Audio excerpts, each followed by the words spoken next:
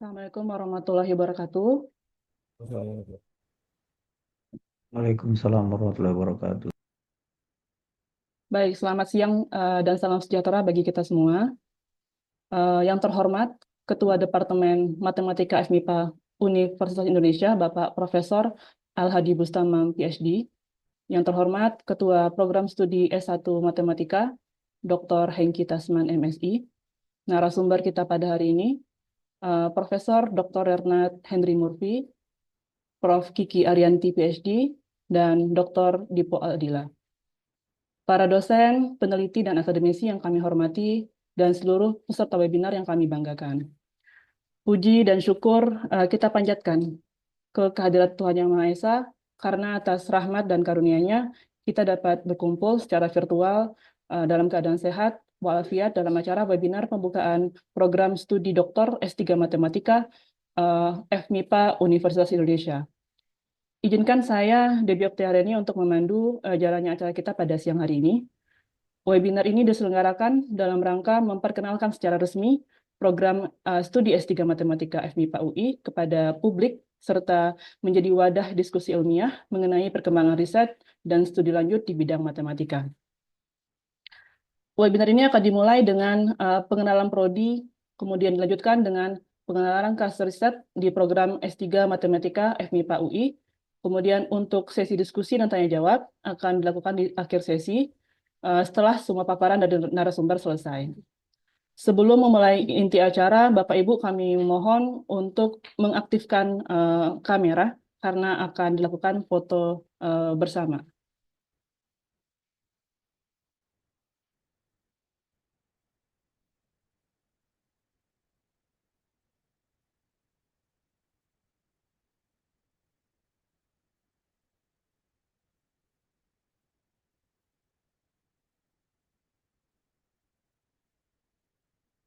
Baik Bapak Ibu, foto bersama akan saya ambil dalam hitungan mundur.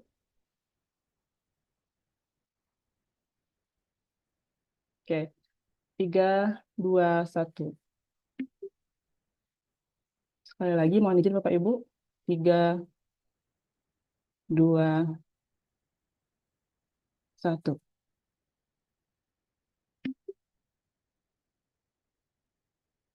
Baik, terima kasih Bapak Ibu. Untuk memulai acara, akan dimulai dengan pengenalan Prodi S3 Matematika oleh Profesor Dr. Ernad Henry Murphy, selaku Kaprodi S3 Matematika FMIPA Universitas Indonesia. Kemudian dilanjutkan presentasi klaster riset aktoria, klaster riset statistika dan sains data. Kepada yang terhormat, Prof. Dr. Henry Murphy, kami persilahkan. Ya, baik. Saya langsung sharing screen ya. Oke.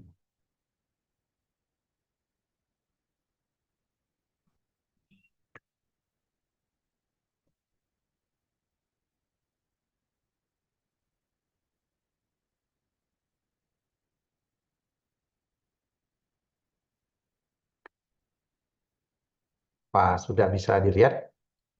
Oh, Sudah, Prof. ya, oke.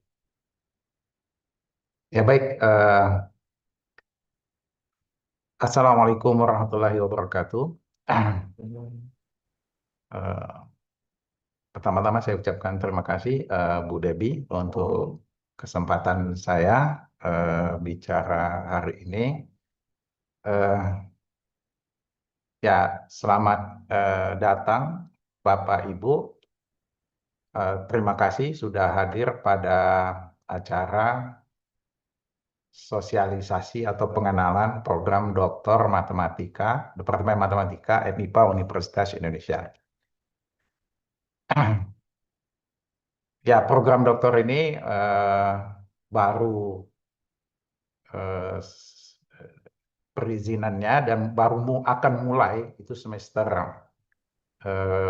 ganjil depan atau tahun akademik 2005-2006. Dan untuk disimaknya itu ya baru dimulai pada gelombang kedua ini gitu.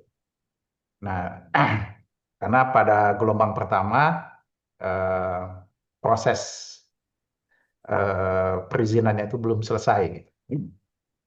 Sehingga pada hari ini kami dari program studi dan Departemen Matematik akan memperkenalkan Oh iya, program nggak apa-apa. studi matematik ini. Kasih, Pak Dokter.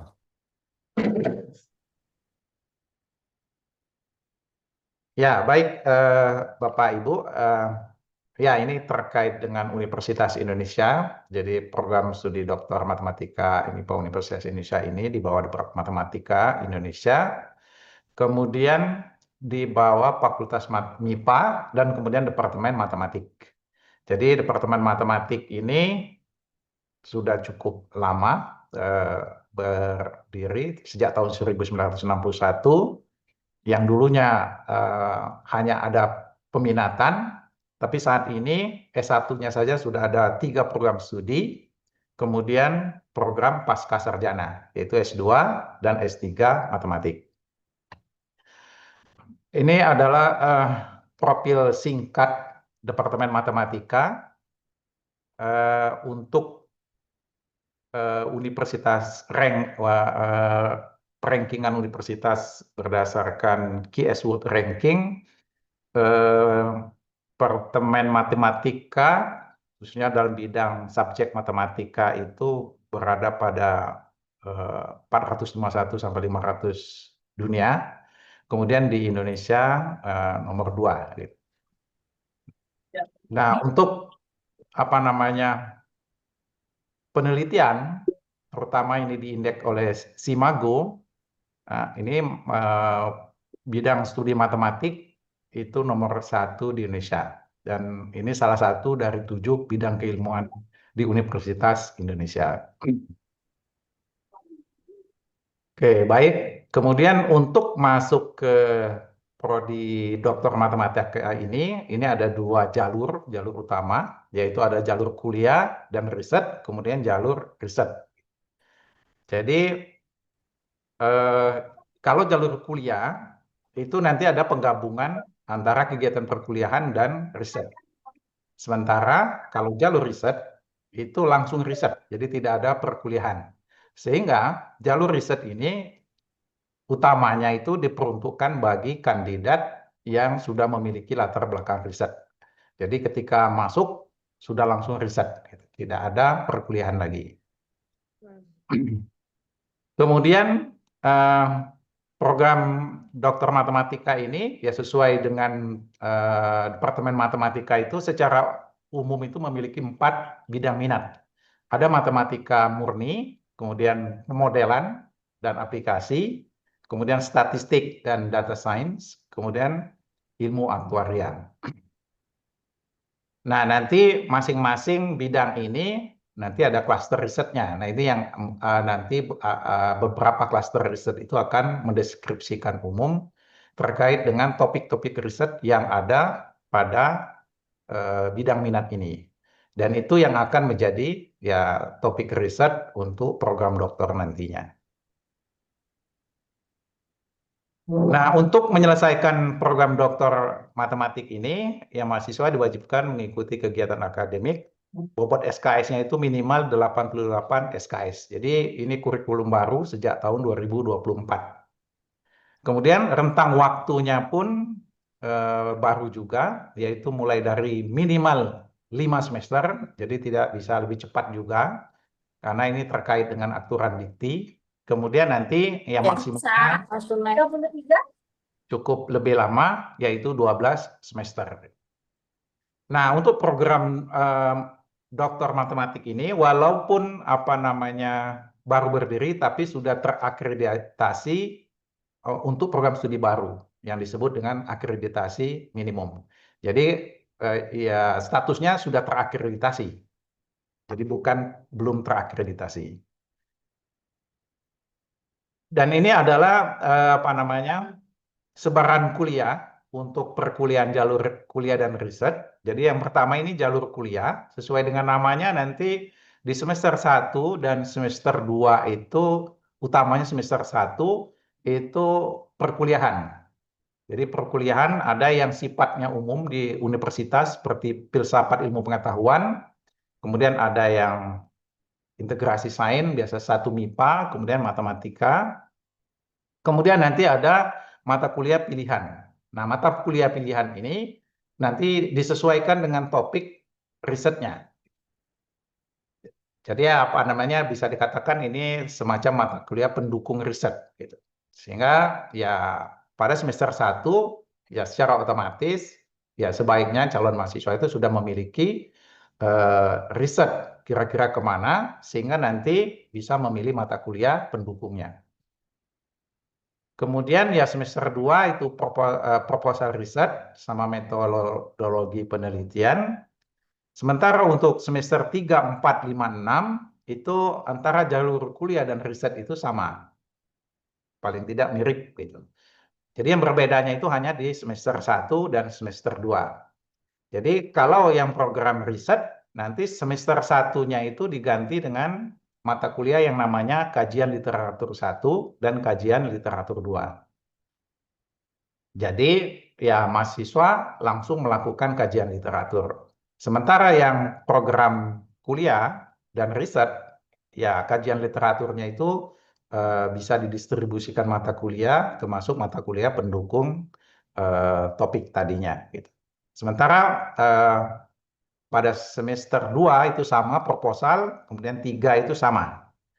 Oke, nah jadi nanti yang perlu jadi catatan nanti ada 2 tuntutan atau apa namanya persyaratan lulus terkait publikasi. Jadi ada publikasi ilmiah, kemudian ada publikasi internasional. Jadi publikasi ilmiah itu lebih ke arah diseminasi ilmiah, terutama untuk konferensi. Sementara publikasi internasional itu lebih ke arah jurnal. Jadi itu apa namanya secara umum ada 2 publikasi itu. Jadi publikasi ilmiah sama dengan publikasi internasional.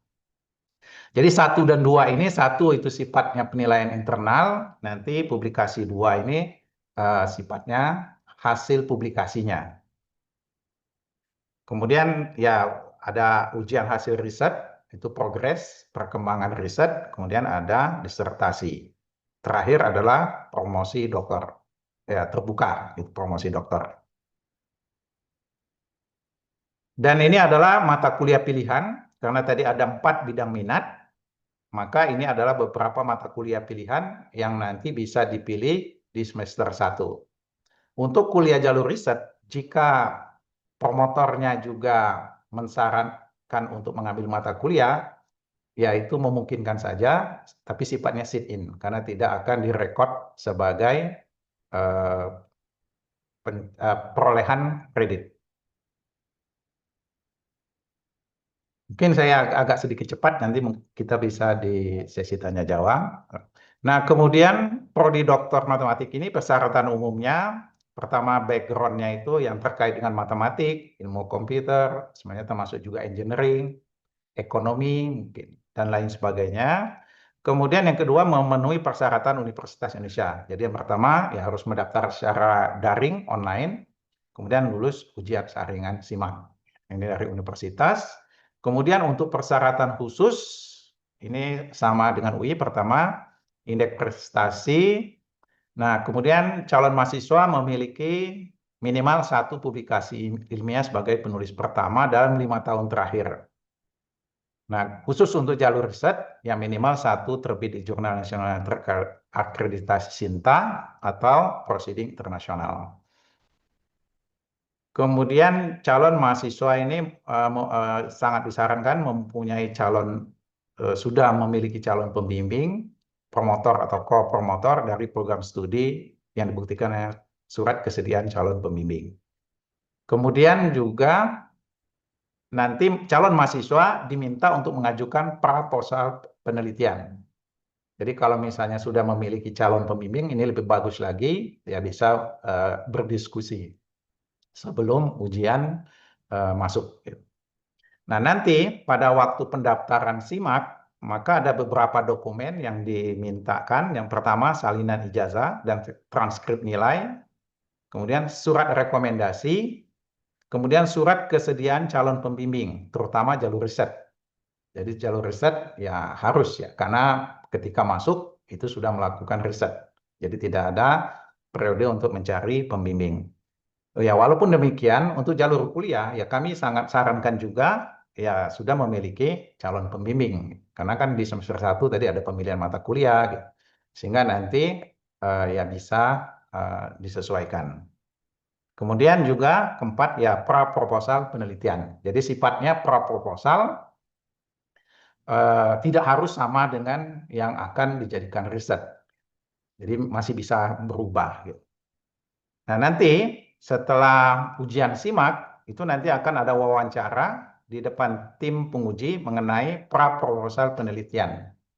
Nanti jadwal wawancara akan ditetapkan kemudian setelah ujian tulis atau ujian saringan SIMAK UI. Baik, nah ini apa namanya terkait secara umum program studi matematik. Kemudian nanti di Departemen Matematik ini ada beberapa fasilitas terkait dengan program studi doktor matematik ini. Jadi yang pertama ada cluster riset. Jadi seperti yang disampaikan tadi, nanti topik-topik risetnya itu ada peminatan dalam konteks prodi, ada 4 bidang minat tadi. Nah, nanti masing-masing bidang minat itu ada cluster risetnya. Jadi pengelompokan yang lebih spesifik terkait dengan topik-topik yang ada. Jadi di matematik, Departemen Matematik itu saat ini ada 7 cluster riset. Jadi yang pertama itu adalah bioinformatik riset, data intelligence dan AI innovation. Kemudian ada innovative mathematics and predictive analytics for complex system and technology. Kemudian ada advanced risk, actuarial and financial analysis, analytic.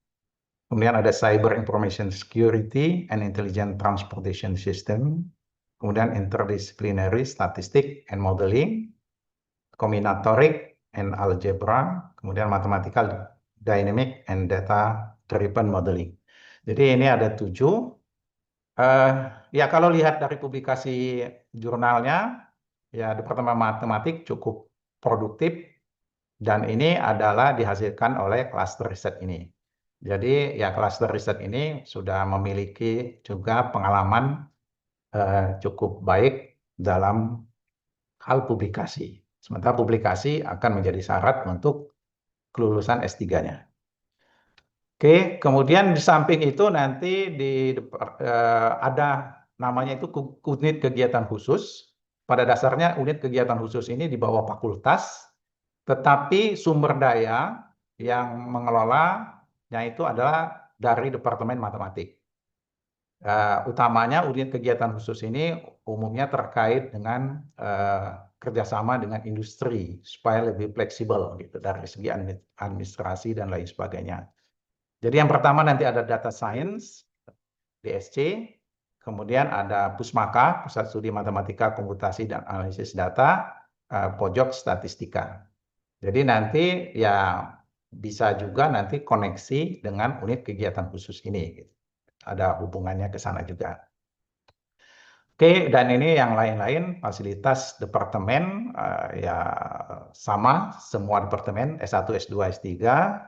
Kemudian juga ya karena S3 ini bagian dari UI maka akan dapat menggunakan fasilitas juga yang ada di Universitas Indonesia. Ya, baik Bapak Ibu, itu sekilas program studi Doktor Matematika. Berikutnya nanti kita akan mencoba untuk menjelaskan beberapa topik riset yang mungkin atau yang terbuka saat ini di program studi Doktor Matematika. Baik, mungkin itu dulu Bu Debbie, atau saya langsung ke yang cluster risetnya ya. Iya, boleh lanjut langsung ke kelas riset, Prof. Oke, baik saya ganti ininya dulu, presentasinya.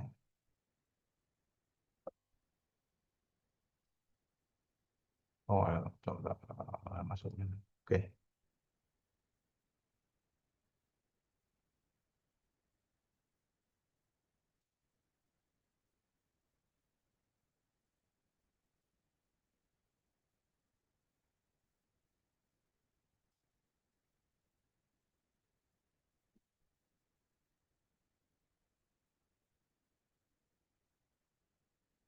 Apa sudah bisa dilihat? Sudah, Prof. Oke, udah. Ya, baik.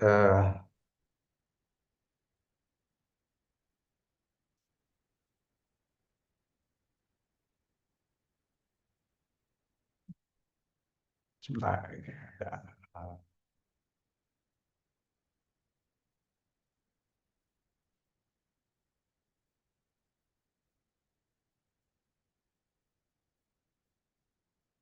Ya, baik. Bapak, Ibu. Jadi yang pertama ini akan mengenalkan terkait cluster riset statistika dan sains data. Jadi sebenarnya ini ketuanya adalah Profesor Al-Hadi Bustamam, tapi beliau sejak kemarin itu harus perawatan di rumah sakit. Jadi beliau eh, minta saya juga yang coba untuk mempresentasikan terkait cluster riset statistika dan sains data ini.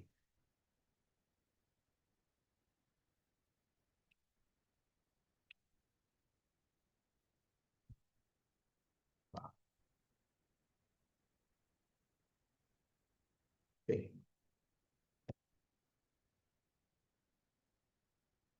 Ya. Ya, baik. Jadi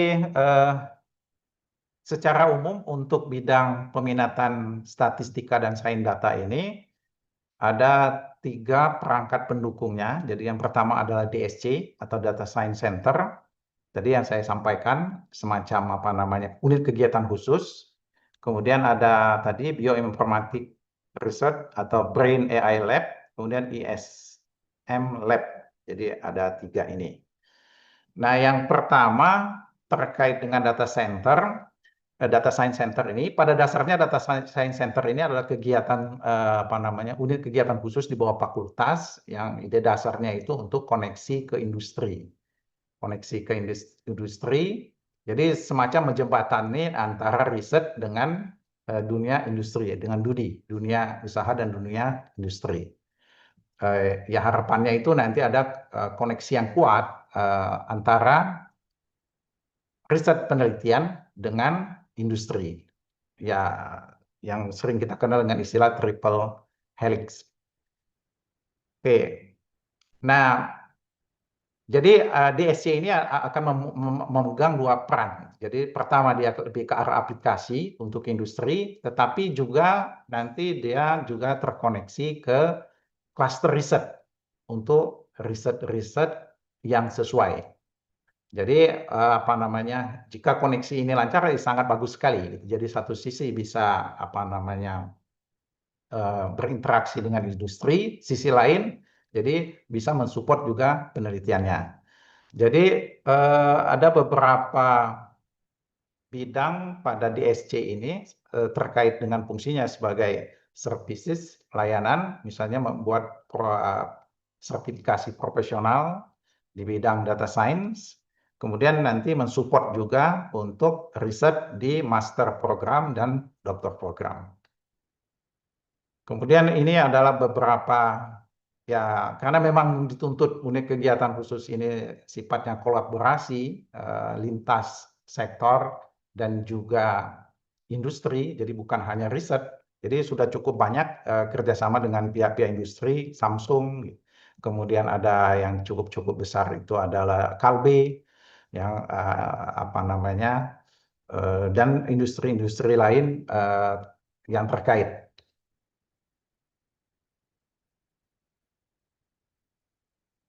Ya, bidang ini diketuain oleh Profesor Al-Hadi Bustamam. Beliau juga nanti sebagai ketua Brain AI Cluster Research, ketua DSC, dan saat ini juga sekalian ketua Departemen Matematik. Ini adalah beberapa riset atau proyek yang diinisiasi oleh DSC, tetapi juga nanti bisa menjadi topik-topik riset. Misalnya seperti memprediksi umur biologis. Kemudian ada juga terkait dengan memprediksi umur dalam hal ini itu sawah ya, padi gitu. Padi tetapi berbasis data satelit. Kemudian dengan farmasi juga terkait dengan pengembangan obat, farmasi. Kemudian juga ini ada terkait dengan arrhythmia detection dengan menggunakan DNN. Kemudian ini kerjasama dengan BMG, ada memprediksi rainfall, ya, curah hujan. Kemudian juga pada industri asuransi dan keuangan. Kemudian juga ada telehealth, alat telemonitoring. Jadi ini sifatnya pengecekan kesehatan jarak jauh. Ini utamanya dengan kerjasama dengan rumah sakit Universitas Indonesia, multi bidang ini. Kemudian dulu ada juga AI based COVID detection. Kemudian ini Celeris ini memang sangat aplikatif. Jadi Celeris ini aplikasi untuk bidang-bidang asuransi, ya, asuransi sebagai front end. Kemudian nanti back end-nya itu teknologi data science dan AI. Ini ada beberapa Celeris. Kemudian ini lebih detailnya Celeris, jadi banyak. Jadi kalau asuransi itu namanya ada underwriting. Nah, nanti underwriting itu bisa dilakukan secara otomatis melalui aplikasi. Ya tentu saja nanti backbone dari aplikasi ini semua, ya metode-metode yang terkait dengan data science dan AI. Nah, disitulah nanti bisa menjadi topik-topik untuk riset, terutama S3. Kemudian, ya ini bagian dari Celeris juga dalam konteks asuransi untuk mendeteksi misalnya klaim secara otomatis hanya melalui gambar. Jadi otomatisasi istilahnya itu underwriting system. Oke. Ya, sebagai pusat riset, selain dituntut untuk mendapatkan dana dari industri dan lain sebagainya, juga dapat mengajukan grant riset yang ada, seperti misalnya dari Dikti, kemudian dari UI, kemudian dan dari sumber-sumber hibah riset lainnya. Nah, kemudian selain DSC, nanti ada cluster riset. Nah, cluster riset ini kan lebih fokus ke riset penelitian, yang boleh jadi ya tidak terkait langsung dengan aplikasi nyata, dunia nyata. Nah, yang pertama itu ada namanya Brain AI Lab. Ini ada beberapa anggotanya, yaitu Pak Al-Hadi, Bu Titin, dan Pak Zuherman. Ini terkait dengan riset bioinformatik, kemudian ya AI, dan berelasi tadi dengan proyek-proyek yang ada di DSC. Ya, fokus utamanya bioinformatik secara saintifik di sana, ya nanti aplikasinya bisa beberapa aspek.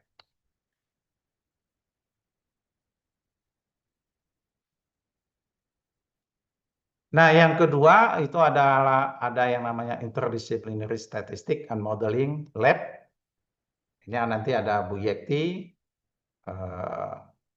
dan tim.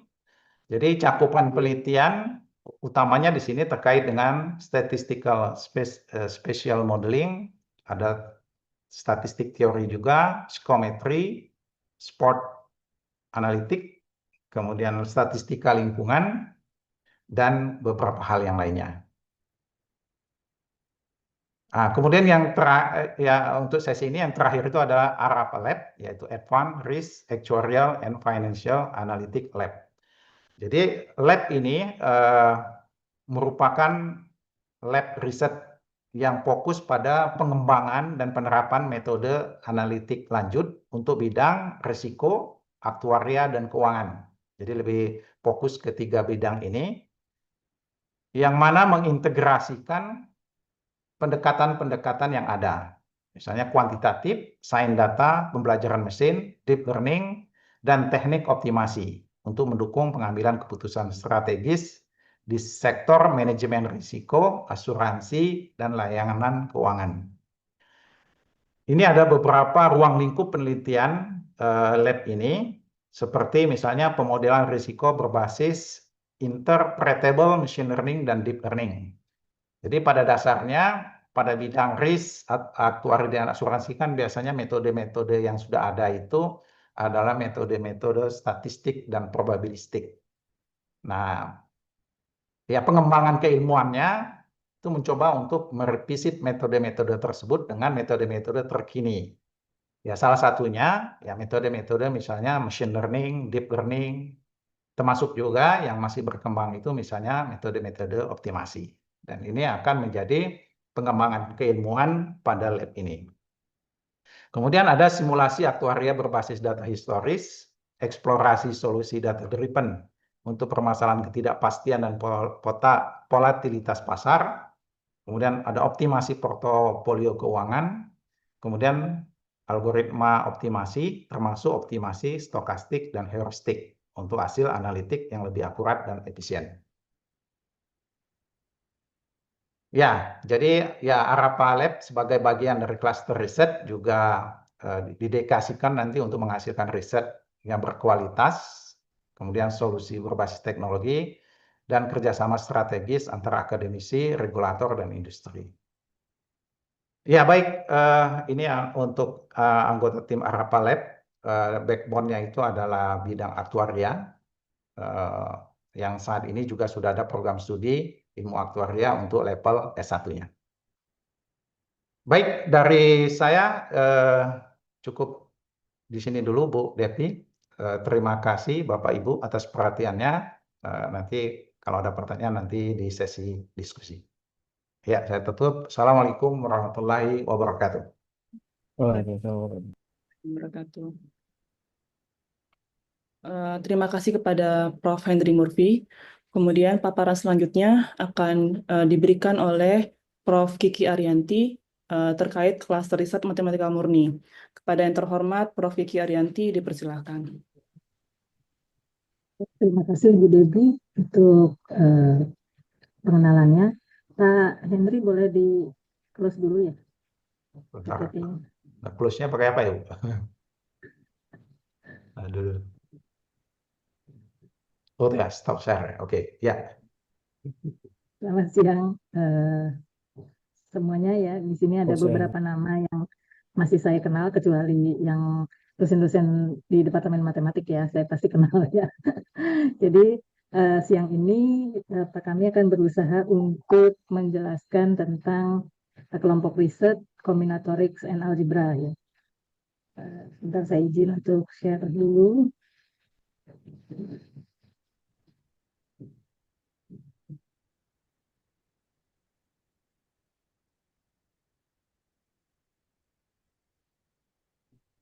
Jadi kelompok riset ini ketuanya saya sendiri, Kiki Ariyanti Sugeng, dan ada 6 anggota di sini, Bu Deni, Bu Debbie yang menjadi moderator, kemudian ada Pak Herulistra, Bu Nahlia, Pak Rian, dan Pak Peter John. Nah, dalam kegiatannya, ini kami berusaha untuk melakukan kolaborasi. Jadi ini contoh kolaborasi yang sudah saya sendiri lakukan. Gitu. Saya belum coba cari untuk masing-masing ya. Ini saya sendiri juga lupa waktu itu gambarnya diambil dari mana. Jadi ini menggambarkan kolaborasi yang di dalam negeri. Sedangkan untuk kolaborasi yang secara umum, ini gambarnya seperti ini. Jadi karena apa namanya tuh risetnya itu tentang teori graf, jadi pakai gambar-gambar graf seperti ini. Ini untuk saya juga, dan kemudian ini untuk Bu Deni. Jadi dalam pembimbingan kami karena kita baru ada prodi S1 dan prodi S2, kita berusaha mengoptimalkan apa yang mahasiswa-mahasiswa kami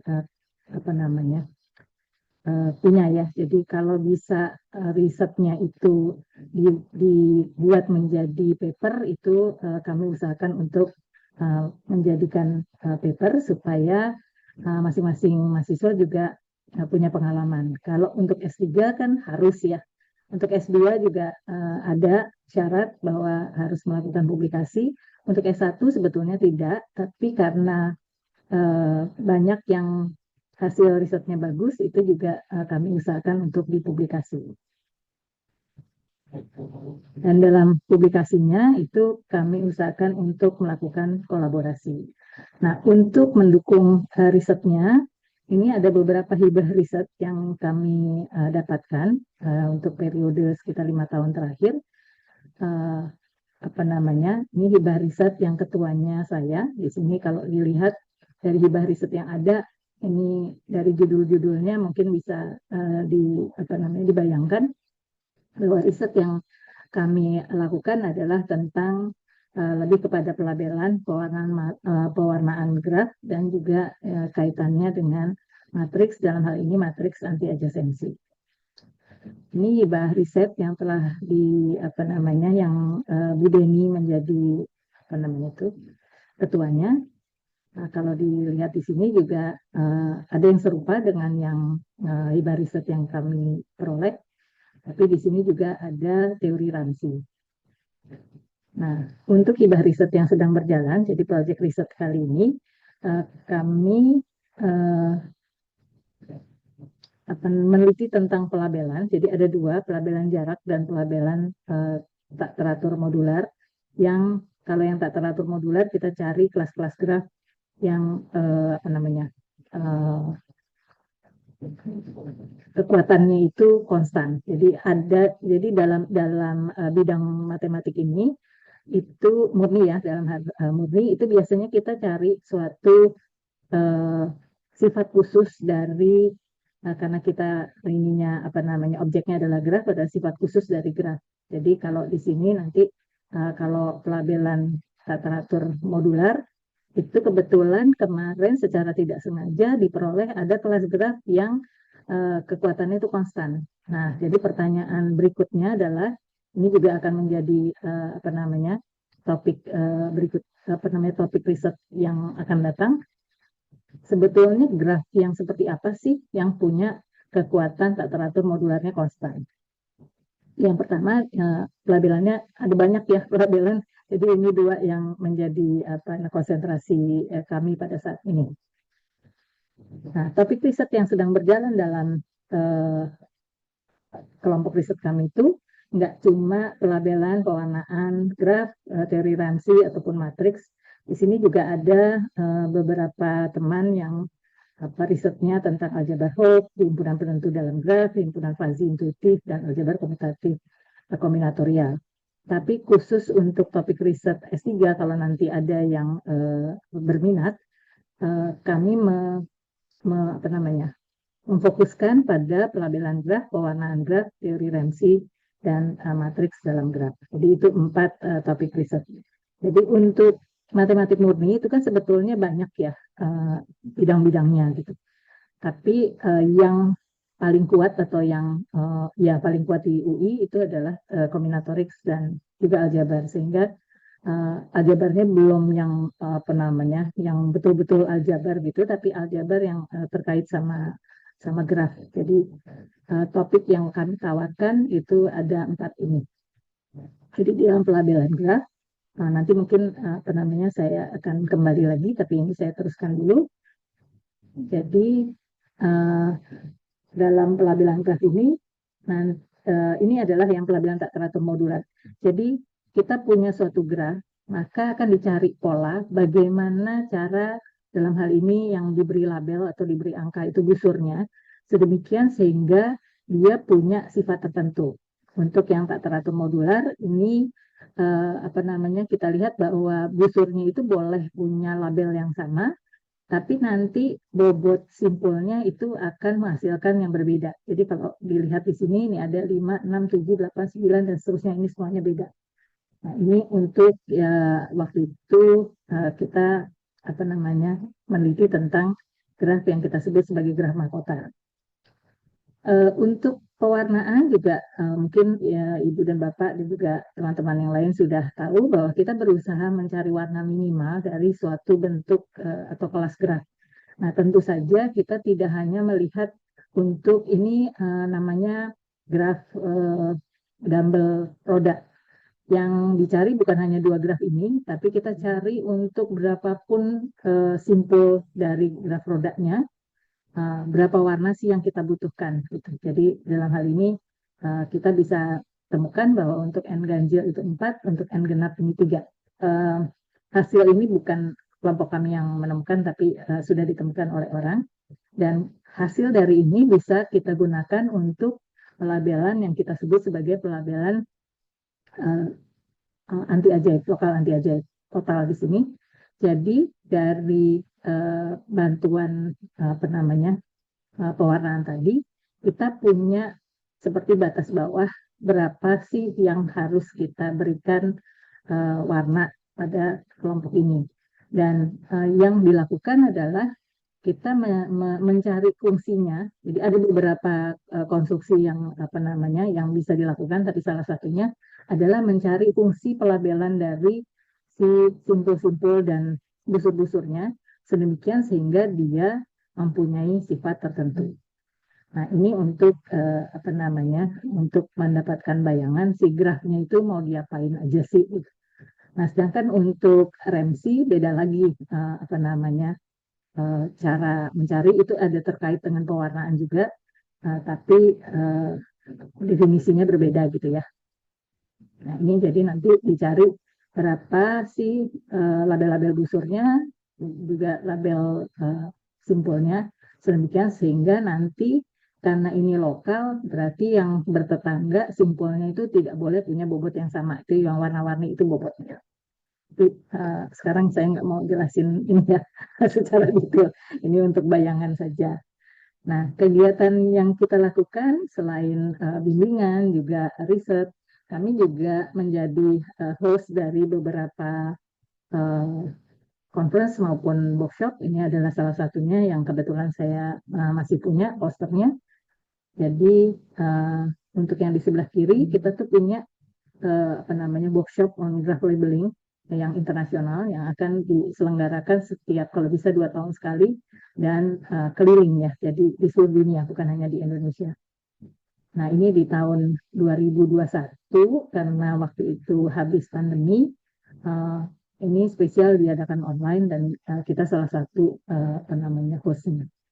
Terus untuk yang di sebelah kanan ini posternya waktu itu kita bikin workshop graph labeling. Sebetulnya mungkin kayaknya ada beberapa yang pernah ikut. Di sini diberikan open problem untuk teori graph dan kita coba untuk kerja apa namanya bagian kecilnya. Nah, kita juga mengundang beberapa tamu dari luar. Di sini Bu Andrea dari Slovak, Pak Jimpeng dari Cina, kemudian Pak Syakir Ali dari India untuk memberikan wawasan bagi mahasiswa kami.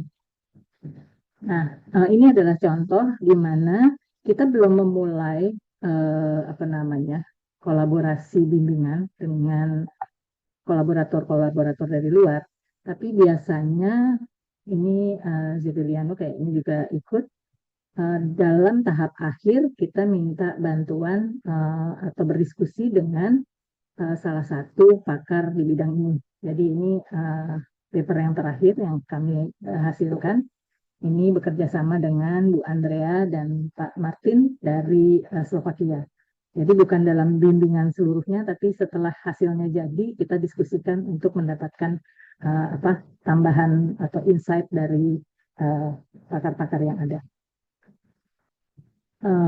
Untuk mahasiswa S2 ini di sebelah kiri juga ada beberapa, yang 2 ini tidak dilakukan komunikasi atau kolaborasi dengan pihak luar atau dari luar negeri maksudnya. Yang kanan ini untuk mahasiswa S1.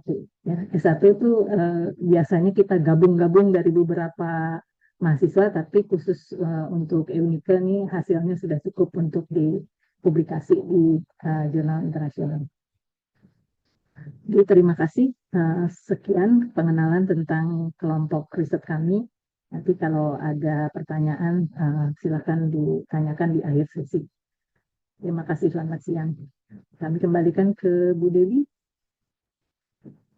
Baik, terima kasih Prof. Kiki atas paparannya. Kemudian selanjutnya untuk klaster riset pemodelan dan terapan akan disampaikan oleh Dr. Dipo Aldila. Pada yang terhormat, Dr. Dipo Aldila, kami persilakan.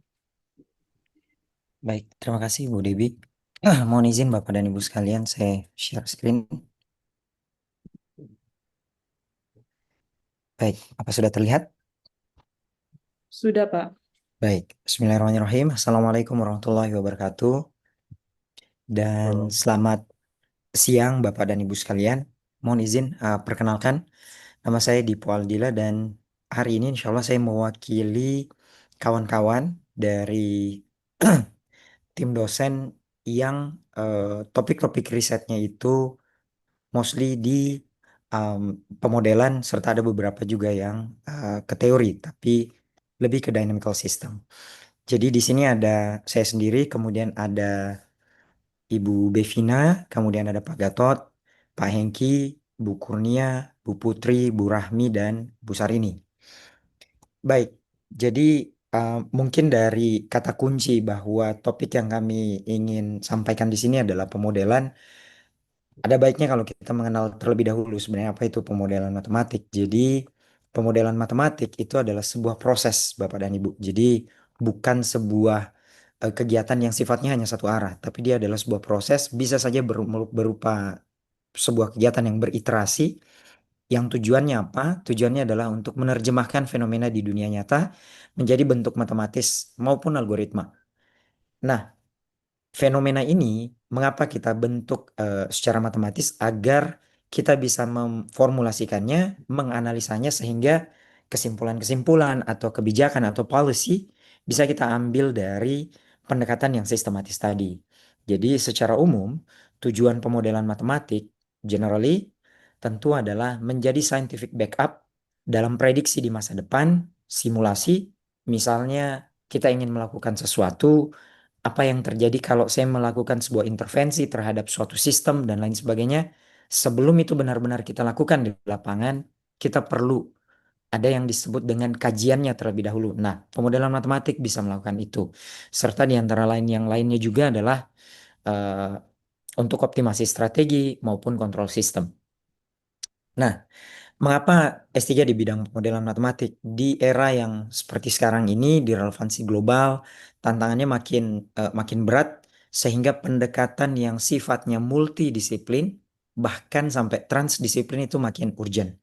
Jadi kita tidak bisa lagi sebagai seorang matematikawan hanya mengendalikan ilmu kita saja, matematik saja, tapi kita butuh memahami minimal kulit atau hal-hal yang utama yang berada di sekitar kita, sedemikian sehingga ketika kita mencoba menjelaskan fenomena yang ada di sekitar, apa yang kita sampaikan itu bisa related dengan kawan-kawan yang memang majornya ada di sana. Sehingga pemodelan matematik itu sangat penting. Mengapa? Karena pemodelan matematik itu bersifat adaptif, dinamis, dan sistematis. Nah, potensi publikasi tentu sangat luas kalau kita mengambil topik ini karena sangat banyak. Kalau tujuannya hanya untuk sekedar publikasi, peluangnya sangat besar. Dan karirnya ini sangat fleksibel untuk lulusan. Tidak hanya nantinya lulus S3 tujuannya hanya untuk dosen, tidak. Kita bisa menjadi seorang researcher atau bisa ke perusahaan untuk berada di bagian research and development. Baik, nah kami mencoba untuk singkat saja. Jadi ini ada beberapa fokus-fokus keahlian dan topik yang ditawarkan oleh kawan-kawan di topik pemodelan. Baik, nah untuk saya sendiri, major saya adalah di bidang matematika epidemiologi, sehingga ini ada beberapa topik yang kami coba tawarkan. Contohnya adalah assessing the impact of human daily mobility on the success of disease control. Ini Bapak dan Ibu mungkin bisa melihat secara nyata, contohnya pada waktu kasus COVID-19 melanda di Indonesia. Human mobility dalam bentuk perpindahan manusia dari satu kota ke kota yang lain, misalnya dari Depok ke Jakarta atau sebaliknya, itu sangat diminimalisir. Tujuannya apa? Tujuannya untuk meminimalisir penyebaran penyakit.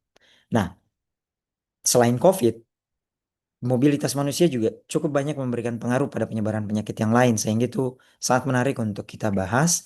Kemudian yang kedua contohnya adalah bagaimana kita memanfaatkan atau memahami efek dari infeksi sekunder pada penyakit demam berdarah. Jadi kalau kita pahami bahwa sebenarnya penyakit demam berdarah itu dia tidak bisa menyebar antara satu manusia dengan manusia yang lain. Dia hanya bisa disebarkan jika ada perantara nyamuk. Dan kasus-kasus yang muncul di lapangan yang memiliki simptoms itu bukan kasus primer. Itu adalah kasus sekunder. Maksudnya apa? Orang-orang tersebut sudah pernah terinfeksi sebelumnya. Sehingga ketika mereka diinfeksi kembali, simptoms yang mereka rasakan itu bisa jauh lebih berat. Nah, banyak dugaan mengatakan bahwa outbreak dari DBD ini sebenarnya majority itu disebabkan oleh secondary infection tadi. Nah, ini menarik juga untuk kita bahas. Dan yang terakhir mungkin di sini adalah topik yang kami bisa tawarkan adalah revisiting the impact of social awareness. Jadi bagaimana pengaruh awareness dari populasi itu bisa mempengaruhi sukses atau tidaknya intervensi pada penyakit tuberkulosis sebagai contoh di sini. Ini yang bisa kami tawarkan. Kemudian di sini ada dari Dr. Hengki Tasman, bidangnya juga sama, matematika epidemiologi. Ini ada beberapa topik berdasarkan track record dari beliau. Contohnya adalah mathematical modeling of lymphatic filariasis with control of mass drug administration. Jadi pada topik ini kita tahu bahwa jenis-jenis penyakit itu punya intervensi yang lebih spesifik. Nah, contoh yang khas di sini adalah penyakit limfatik filariasis. Mungkin Bapak dan Ibu kenal dengan sebutan penyakit kaki gajah. Intervensinya itu sangat berbeda dengan penyakit-penyakit yang lain.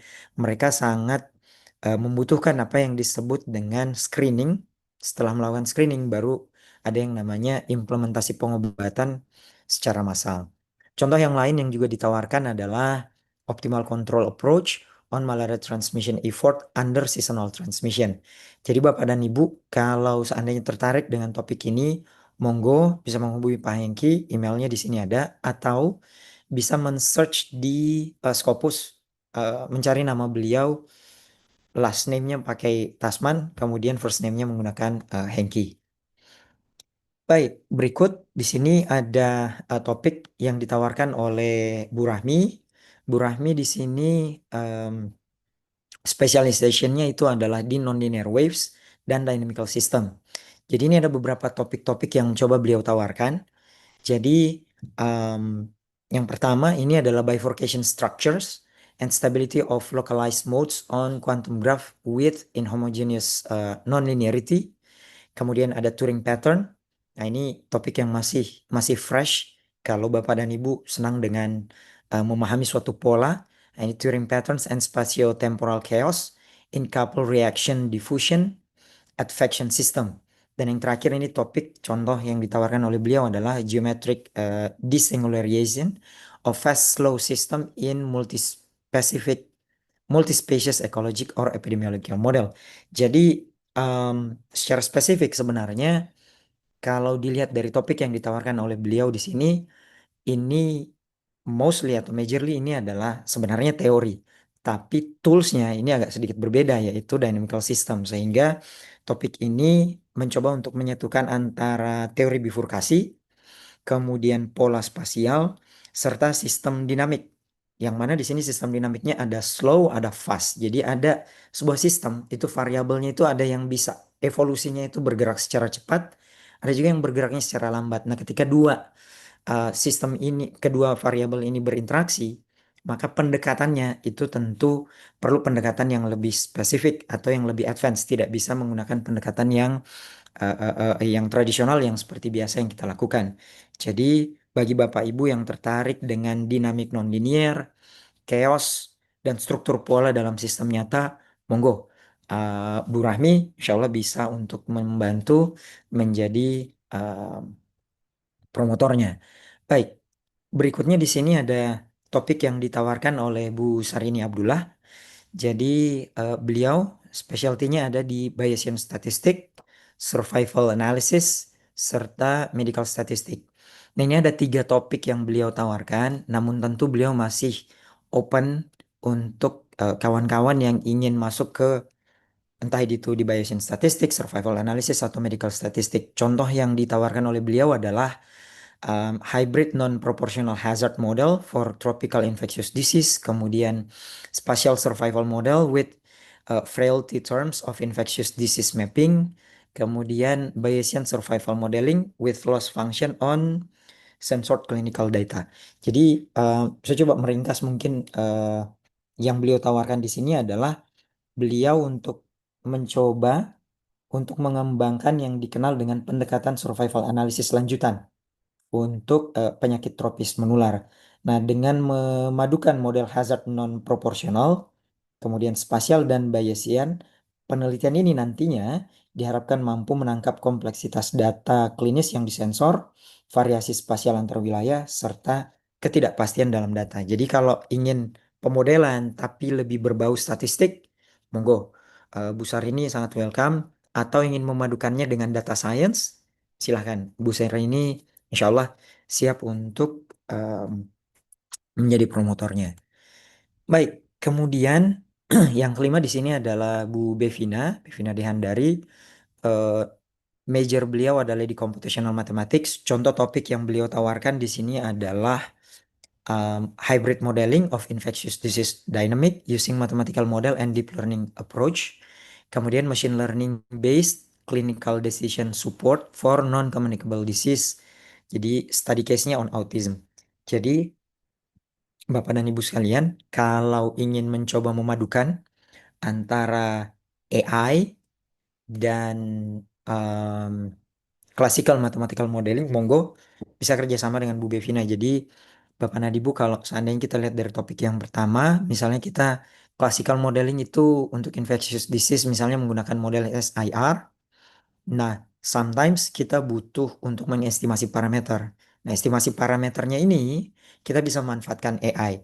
Tapi untuk pengambilan kebijakan atau kajian analitiknya itu kita back to dynamical system analysis. Ini contoh yang beliau tawarkan. Kemudian yang topik kedua di sini lebih kepada bagaimana untuk mendeteksi non-communicable disease. Jadi bukan non-communicable disease ini maksudnya adalah penyakit yang tidak menular. Tapi ini seringkali muncul contohnya penyakit autism. Bagaimana kita mendeteksinya berdasarkan data-data, let's say for example, dari data survei atau dari data rumah sakit, misalnya seperti itu. Kemudian yang terakhir, ini dari Pak Gatot. Beliau majority-nya itu adalah scientific computing dengan topik yang ditawarkan antara lain adalah model machine learning pada klasifikasi gejala klinis penyakit, serta model machine learning pada klasifikasi tingkat kefatalan kecelakaan pada industri pertambangan. Jadi, setahu saya, Pak Gatot punya kerjasama yang cukup banyak dengan kawan-kawan di industri pertambangan. Beberapa publikasinya juga seperti itu, Bapak dan Ibu. Kalau tertarik, monggo bisa dicek di Scopus. Nah, nah ini ada satu topik yang bukan dari pemodelan, tapi saya menganggap semua ketika itu menjadi sebuah pendekatan untuk problem solver, maka saya pribadi mengatakan itu adalah sebuah pemodelan matematik. Nah, di sini Prof. Suryadi MT menawarkan Bapak dan Ibu sekalian kalau ingin masuk ke topik kriptografi, boleh ke Prof. Suryadi. Jadi di sini ada 2 topik yang ditawarkan, antara lain pengembangan algoritma kriptografi dan steganografi kuantum untuk pengamanan data digital serta implementasinya. Kemudian yang kedua, pengembangan algoritma kriptografi dan steganografi berbasis fungsi chaos untuk pengamanan data digital serta implementasinya. Jadi setahu saya Prof. Suryadi cukup banyak bekerja sama dengan Badan Intelijen serta kepolisian untuk pengamanan data digital. Jadi kalau Bapak dan Ibu yang tertarik, monggo silahkan mengontak Pak Suryadi MT, bisa melihat detail publikasi beliau di Scopus, kata kuncinya MT, Suryadi, seperti itu. Baik, nah cluster riset terkait kalau Bapak dan Ibu memilih topik di pemodelan, di sini berarti akan ada di Impact Lab, jadi Innovative Mathematics and Predictive Analytics for Complex System and Technology Laboratory, kemudian Laboratory of Mathematical Dynamics and Data Driven Modeling, serta Cyber Information Security and Intelligent Transportation System Laboratory, karena dosen-dosen yang tadi kami perkenalkan itu berafiliasi selain di departemen, mereka juga berafiliasi di cluster research cluster yang kami sebutkan 3 ini. Baik, Bapak dan Ibu. Nah, untuk pengalaman publikasi dari dosen-dosen, Bapak dan Ibu bisa melihat detailnya di sini. Pengalaman publikasinya sudah cukup banyak. Sebagai contoh di sini yang kami ambil dari data Scifolk. Jadi dari publikasinya di sebelah kiri di sini ada sekitar 184 publikasi dari tahun 2019 yang sudah dipublikasikan oleh kawan-kawan dengan jumlah citasi per publikasi itu ada 7,4. Nah, kemudian dari publikasi tersebut ini sekitar 16,3% dari total citasi itu disitasi oleh jurnal-jurnal yang masuk top 10%. Seperti itu. Kemudian publikasinya luarannya juga sebagian besar, 11,4% itu dipublikasikan di top 10% dari jurnal pada bidang tersebut. Dengan proporsi sekitar 25,5% ini adalah hasil kolaborasi internasional. Nah, untuk kolaborasinya Bapak dan Ibu cukup banyak, baik dari internasional maupun nasional. Ini kalau internasional kita ada kolaborasi dengan Tohoku University, kemudian Koblenz di Jerman, Khalifa University di Uni Emirat Arab beserta United Arab Emirates University, kemudian ada ESPOL ini dari Ekuador, kemudian ada University of Sydney dari Australia, TU Delft dari Belanda, serta University of Medical Science Ondo City di Nigeria. Dan ini ada beberapa universitas lokal yang ada di Indonesia yang masih bekerja sama dengan kawan-kawan yang tadi kami sebutkan di depan. Nah, keuntungan untuk kawan-kawan mahasiswa nanti seperti apa? Kami menargetkan bahwa untuk publikasi, kami targetnya untuk publikasi mahasiswa nanti itu bereputasi di Q1 atau Q2. Kemudian banyak peluang, dan ini berlaku secara umum, bukan hanya di topik pemodelan, tapi juga nanti di topik-topik yang lain akan ada pendanaan hibah internal maupun eksternal, baik itu dari UI ataupun dari Dikti, atau kita bisa berkompetisi di level yang lainnya, bisa pendanaan internasional. Kemudian kolaborasi internasional, ini kami bisa menawarkan untuk melalui research visit atau joint workshop, serta mengikuti konferensi internasional. Dan hal-hal ini didukung baik itu secara terstruktur baik dari departemen, fakultas, universitas, atau bahkan kita bisa manfaatkan pendanaan dari Dikti. Mungkin itu saja Bapak dan Ibu yang bisa saya sampaikan. Kami sangat welcome jika ada pertanyaan yang ingin disampaikan. Terima kasih, saya kembalikan ke Bu Debi. Terima kasih kepada Bapak Dr. Dipo Algila. Presentasi beliau tadi mengakhiri penjelasan dari semua klaster riset S3 Matematika FMIPA di UI. Selanjutnya kami membuka sesi tanya jawab. Bapak Ibu dapat bertanya secara langsung dengan mengaktifkan fitur raise hand atau menuliskan pertanyaan pada kolom chat dengan mencantumkan nama, kemudian asal instansi atau alma mater, kemudian pertanyaannya ditujukan kepada siapa. Untuk putaran pertama, kami membuka 3 pertanyaan pertama, kemudian akan dilanjutkan dengan jawaban dari narasumber. Baik, Baik, saya Assalamualaikum. iya Bapak, mohon maaf, mungkin saya akan Oh. baca dulu pertanyaan dari fitur chat. Pak Beni ya Pak ya? Pak Beni, oke Pak Beni dulu kali ya. Ya, Silakan Pak Beni. ya baik. Terima kasih atas kesempatan yang diberikan ya. Ini apa namanya? Saya kebetulan juga magister saya di UI. Ya, kebetulan saya di manajemen risiko ya, jadi MMUI. Ya, S1 saya matematika ITB. Ya. Dan terus terang sebenarnya saya itu sekarang lagi mengambil apa namanya Doctor of Computer Science di tempat lain begitu. Ya, sebenarnya saya ingin melanjutkan di apa namanya doktor saya di UI sebenarnya. Ya, Tapi saya waktu itu sudah mengirim email kepada salah satu profesor ya sebagai dekan kalau nggak salah. Ya, tapi atau mungkin ketua jurusan saya salah ya. Tapi sampai sekarang nggak dibalas sama sekali begitu. Nah, saya sebenarnya sangat tertarik juga ya untuk walaupun saya sekarang juga masih mahasiswa di tempat lain ya untuk program doktor, tapi saya juga ingin untuk menjadi mahasiswa di matematika UI ini begitu. Ya karena saya lihat kebetulan disertasi saya topiknya juga kayaknya lebih pas di sini daripada di tempat saya sekarang. Kebetulan background saya itu adalah di perbankan ya seperti di MMUI saya di risk management di perbankan ya, jadi banyak menggunakan quantitative finance ya, jadi saya merasa kok kayaknya lebih pas di sini topik disertasi saya ya mengenai sebenarnya software reliability risk begitu ya, tapi perhitungannya itu menggunakan quantitative finance ya. Mungkin Bapak Ibu yang mungkin sering berkecimpung di perbankan mungkin tahu yang namanya value at risk lah kira-kira begitu. Nah ini saya gunakan hybrid approach ya dengan menggunakan machine learning techniques ya dalam perhitungannya ya, kira-kira seperti itu. Dan saya lihat saya juga mempunyai topik yang lain yang kelihatannya juga mungkin bisa pas di sini begitu.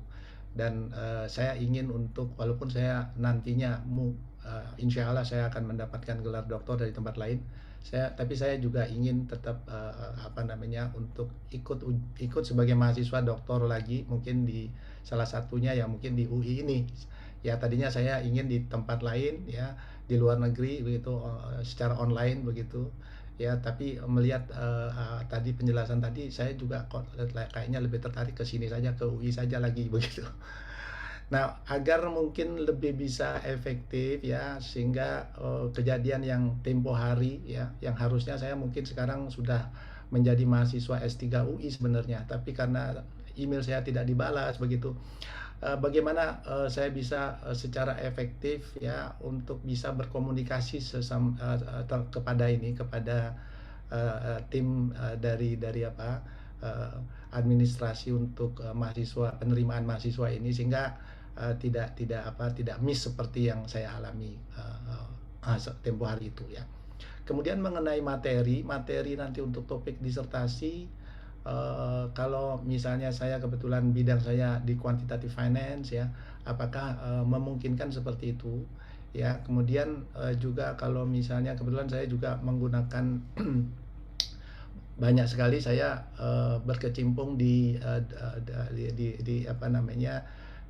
kerjaan saya ya, itu menggunakan analisis statistika ya dengan menggunakan bahasa pemrograman R begitu ya.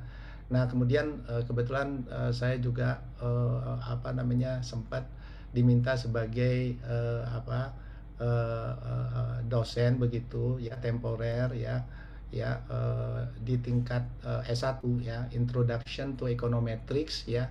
Kebetulan pada saat itu saya ingin memberikan kepada mahasiswa itu agar bisa menggunakan program statistika, tapi kelihatannya pada saat itu universitas tersebut tidak memberikan toolsnya ya, mungkin karena masalah license dan sebagainya. Sehingga pada saat itu saya, dan kebetulan saya punya usaha mengenai software ya, untuk pengembangan software saya mendevelop sendiri ya, agar bisa mahasiswa saya menggunakan R itu hanya dengan smartphone-nya saja. Karena pada saat itu tahun 2013 saya belum menemukan ya website yang bisa dengan gampang menggunakan statistical tools R atau Python ya dengan menggunakan smartphone begitu. Dan sampai sekarang juga masih tetap digunakan oleh salah satu profesor di California begitu. Nah, kebetulan kami membuat itu ya mungkin sekitar 10 tahunan begitu ya, dengan berbagai tambahan-tambahan fitur, dan mungkin bidang statistical analisis seperti itu mungkin juga pas juga saya lihat di doktor S3 di UI ini. Karena itu saya ingin bertanya mengenai topik-topik tersebut. Mungkin itu saja untuk sementara. Terima kasih. Terima kasih Pak Beni atas pertanyaannya. Barangkali saya persilakan Prof. Henry untuk bisa menjawab pertanyaan Pak Beni.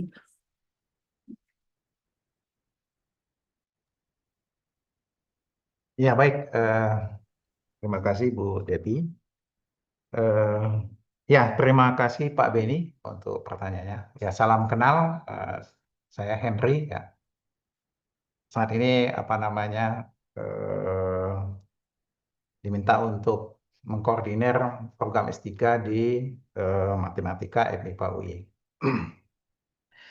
Eh, ya, kalau melihat background-nya Pak Beni yang sudah disampaikan, ya, ya harusnya memang cukup sangat relevan juga dengan eh, program yang ada di Matematika UI. Karena sebelumnya kita di S2 itu juga banyak juga yang dari praktisi gitu Pak ya. Terutama dari perbankan gitu. Misalnya saja topik kait fraud detection. Nah, jadi menurut saya menarik juga gitu bagi yang sudah praktisi, sehingga artinya dari masalahnya itu adalah masalah real. Masalah real. Nah, kemudian ya kita coba dikolaborasikan dengan riset. Jadi pada dasarnya riset itu, apalagi S3, pada dasarnya kan pengembangan ilmu gitu. Jadi ya kalau misalnya aplikasinya real, masalahnya real, biasanya lebih tertantang. Lebih tertantang untuk kalau kita lihat tuh melakukan revisit, melihat kembali metode-metode yang ada. Ya, semoga saja nanti ya kita bisa memberikan metode yang apa namanya up to date, terbaru, dan semoga juga nanti bisa lebih baik lagi gitu. Jadi artinya satu sisi dari problem menurut saya sangat menarik sekali untuk yang praktisi. Nah, tinggal nanti kita kombinasikan dengan topik-topik riset yang ada di Departemen Matematik. Gitu. Ya misalnya saya ambil contoh saja, kita di S1 itu ada ilmu aktuaria. Gitu. Nah, sebenarnya kalau dari sudut pandang praktisi, metode-metode yang sekarang ada itu sudah applicable, gitu. Maksudnya sudah digunakan di industri. Gitu. Ya kita tahu misalnya di industri ya metode-metode statistik, probabilistik, ya sudah proven. Akan tetapi perkembangan saintifik itu juga ternyata yang menjadi peluang secara saintifik juga. Gitu. Artinya misalnya saja metode-metode yang banyak berkembang sekarang itu yang populer adalah metode-metode berbasis machine learning misalnya. Awalnya machine learning itu digunakan untuk menyelesaikan masalah-masalah terkait ilmu komputer. Nah, akan tetapi saat ini banyak sekali bidang-bidang yang mencoba untuk mengadaptasi metode-metode tersebut untuk persoalan-persoalannya. Ya, termasuk juga misalnya di bidang aktuaria, ya saat ini kita sedang juga men-challenge istilahnya. Metode-metode yang selama ini sudah menjadi metode standar di bidang asuransi, aktuaria, ya kita challenge dengan metode-metode misalnya berbasis machine learning, deep learning, bahkan artificial intelligence. Nah, untuk saat ini apa namanya hasilnya itu sudah menunjukkan apa namanya hasil yang positif. Walaupun ketika itu diterapkan ternyata ketika kita bicara masalah industri, pada dasarnya industri itu sudah memiliki aturan tersendiri juga. Ya, misalnya saja modelnya itu tidak boleh black box, tapi dia harus white box itu terbuka untuk semua stakeholder. Nah, sehingga ini menjadi challenge gitu bagi machine learning dan variasinya. Nah, jadi bagi saintis itu bukan menjadi kendala, tapi juga jadi pendorong semangat gitu untuk terus mengembangkan masalah-masalah ini. Nah, kami juga melihat bahwa sudah ada titik terangnya juga, termasuk mahasiswa di UI, walaupun levelnya S2, tapi sudah mulai kontribusi, yaitu penggunaan machine learning yang bisa diinterpretasikan sehingga nanti bisa diadopsi oleh industri. Jadi pada dasarnya apa yang disampaikan oleh Pak Benny tadi yang menurut saya bagi Departemen Matematik itu sangat positif, gitu. Apalagi sudah memiliki real problem di sana, gitu. Sehingga nanti bisa kita kombinasikan dengan aspek saintifiknya, gitu. Karena di S3 ini kan nanti ada kewajiban publikasi jurnal. Nah, publikasi jurnal itu biasanya penilaiannya itu adalah kontribusi saintifik, gitu. Karena kita di matematik itu ya sebaiknya ada pengembangan keilmuannya, gitu. Pengembangan keilmuan. Karena kalau untuk aplikasi ya pada dasarnya metode-metode statistik dan probabilistik saat ini itu sudah diadopsi oleh industri. Nah, sehingga nanti ya kita menjadi challenge bagi kita di pengembangan ini, gitu. Jadi salah satu bidang misalnya yang dikembangkan oleh di UI itu adalah bagaimana kita memanfaatkan ya mungkin sekarang itu istilahnya interpretable machine learning atau explainable AI untuk beberapa persoalan-persoalan terkait risiko, asuransi, termasuk juga keuangan, gitu. Ya, menarik itu Pak. Ya itu mungkin sedikit yang bisa saya sampaikan. Gitu dulu Bu Debbie. Baik, terima kasih Prof. atas jawabannya. Untuk pertanyaan kedua, Oke, saya bisa, Bu Ebi. barangkali saya coba baca yang sesi fitur chat Oh, ya Pak ya, mohon izin. oke. Ibu Debbie Sanjaya, Bu Debbie mohon dikoreksi kalau saya salah membacakan inti dari pertanyaannya. Untuk yang pertama, untuk studi atau risetnya apakah wajib tatap muka ataukah boleh online? Kemudian terkait biaya perkuliahan per semester, dan yang terakhir, jika sudah lama tidak terlibat dengan publikasi barangkali ini ya Bu ya, lebih dari 5 tahun, apakah ya bagaimana ini ya Bu ya, mungkin solusi bagi yang belum punya publikasi begitu ya Bu ya. Kemudian terakhir itu apakah risetnya dalam bahasa Indonesia atau boleh dalam bahasa Inggris begitu. Barangkali ini ke Pak Hendri lagi Pak, mohon izin Prof. Hendri. Oh, ya, yang pertama tadi apa? Terkait perkuliahan Prof. Hendri, apakah tatap muka? Oh, oke. Oh, ini Bu Debbie. Bu Debbie Sanjaya, alumni matematik kan Ibu? Bu Debbie ada, Bu Debbie. Oke, yang pertama itu terkait studi dan riset wajib tatap muka atau boleh online. Untuk perkuliahan itu umumnya tatap muka ya Bu. Jadi sebenarnya aturan UI juga karena nanti kan perkuliahan itu hanya di semester 1 ya, semester 1 untuk yang jalur kuliah ya, semester 1. Sementara semester 2 itu ada lagi satu perkuliahan lagi yaitu metode penelitian. Nah, untuk perkuliahan itu umumnya dilakukan di secara tatap muka di Departemen Matematika UI Depok, gitu. Nah, kemudian selanjutnya untuk mata kuliah spesial seperti misalnya proposal, kemudian publikasi atau publikasi, kemudian disertasi dan lain sebagainya, karena sifatnya spesial tidak ada perkuliahan tatap muka. Nah, itu bisa nanti diskusikan dengan supervisornya. Apakah bisa selang-seling online tatap muka atau bagaimana. Nah, itu sangat tergantung dengan supervisor ini. Tetapi nanti ketika ujiannya umumnya itu dilakukan di UI Depok juga.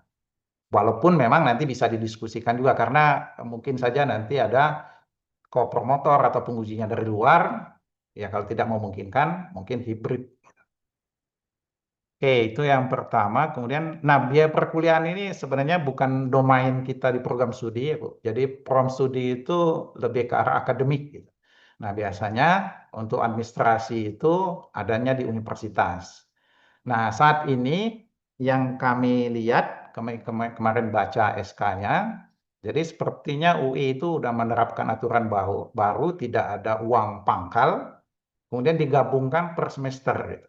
Sehingga per semester itu tampak atau seolah-olah naik, gitu. Tapi pada dasarnya kalau misalnya lihat yang 3 tahun lalu itu mungkin sama gitu, karena yang 3 tahun lalu kan ada uang pangkal, kemudian ada uang per semester.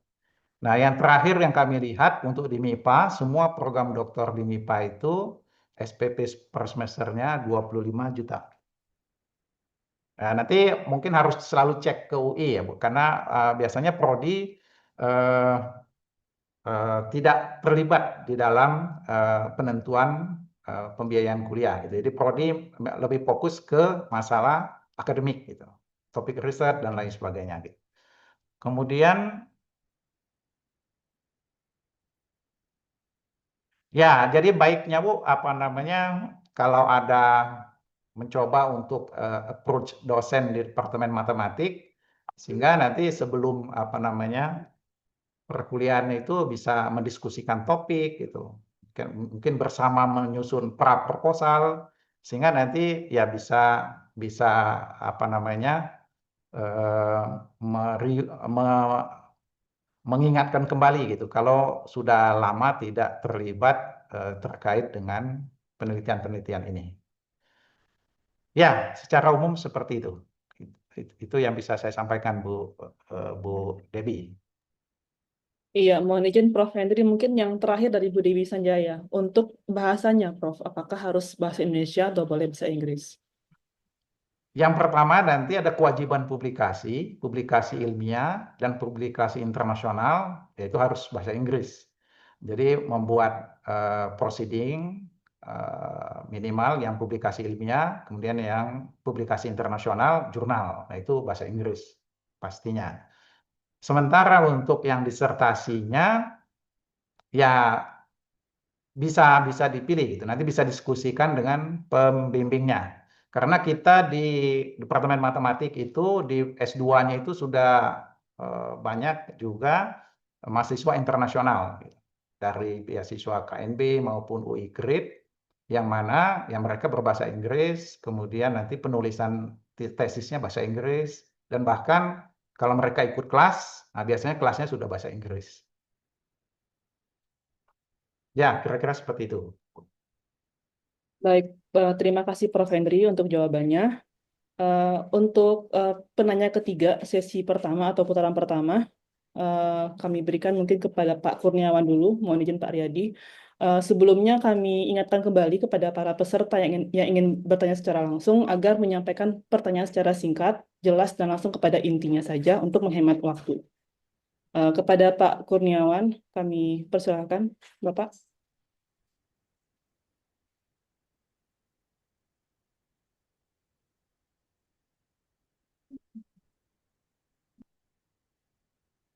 Pak Kurniawan, apakah masih bergabung, Bapak?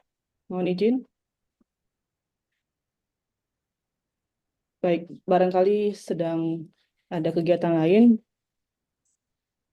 Kami berikan sesi berikutnya untuk pertanyaan ketiga itu ke Pak Riyadi.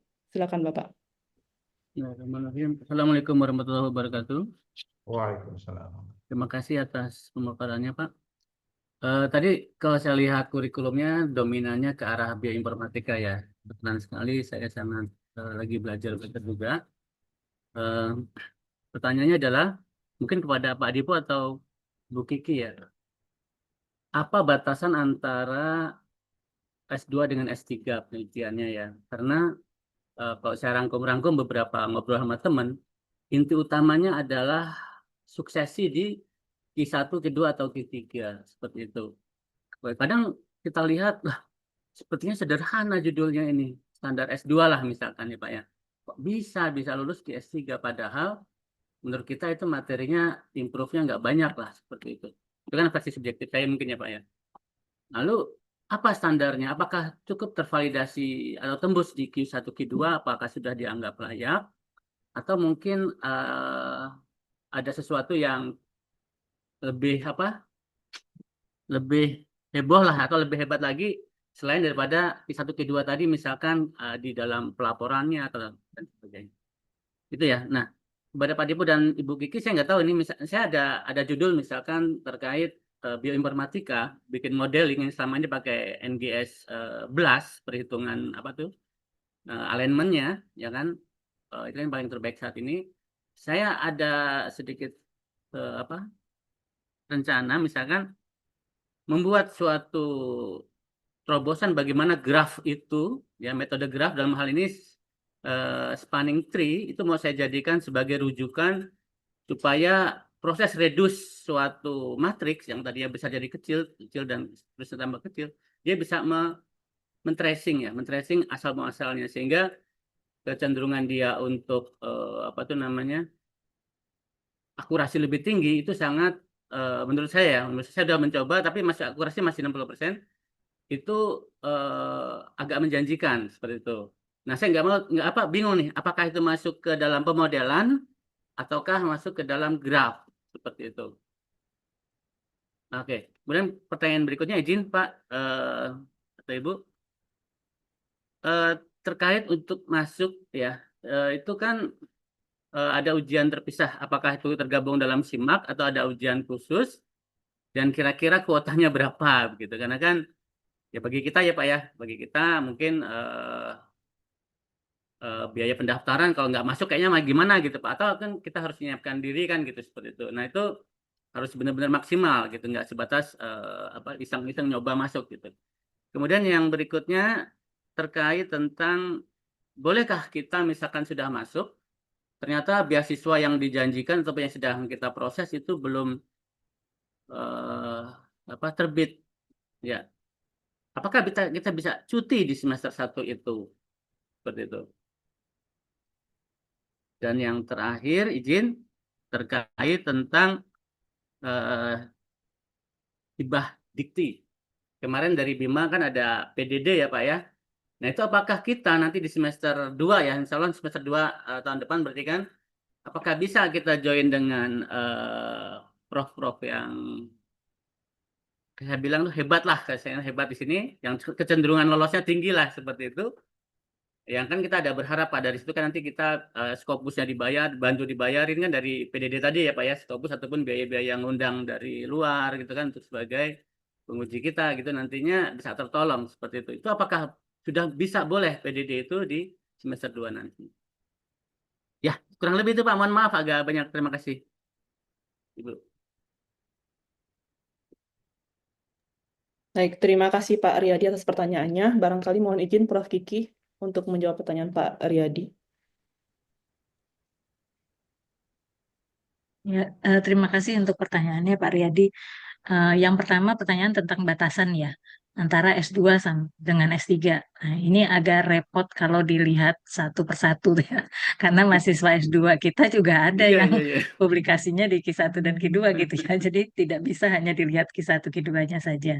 Tapi secara umum kalau di graf itu S3 itu kita mengharapkan ada yang lebih general. Jadi ada ceritanya gitu. Ininya kalau di S2 kan cukup hanya meneliti di dalam satu kelas graf itu sifatnya apa, terpenuhi atau tidak, itu sudah cukup gitu. Tapi beberapa mahasiswa kami itu bisa mengerjakan risetnya lebih dari batasan untuk S2. Jadi memang ada beberapa yang sebetulnya kalau dimasukkan riset S3 sudah oke gitu. Ya, jadi kira-kira gitu. Jadi lebih umum hasilnya daripada untuk yang S1 atau S2, dan juga harus ada ceritanya. Jadi nggak bisa cuma satu penelitian terus sudah gitu. Nggak, satu teorema terus sudah. Ya emang kalau teoremanya yang wow, yang maksudnya memecahkan open problem atau apa, satu sudah cukup gitu ya. Tapi maksudnya kita harus membangun ada kontribusi ceritanya itu seperti apa untuk pengembangan ilmunya. Itu kalau di teori. Terus tadi untuk kasusnya itu kan menggunakan graf ya. Jadi sekarang untuk yang machine learning dan sebagainya itu banyak yang datanya menggunakan graf. Karena kita mau melihat kalau data biasa kan kita nggak bisa melihat relasi antar data itu. Sedangkan kalau dengan graf itu bisa dapat informasi lebih banyak gitu.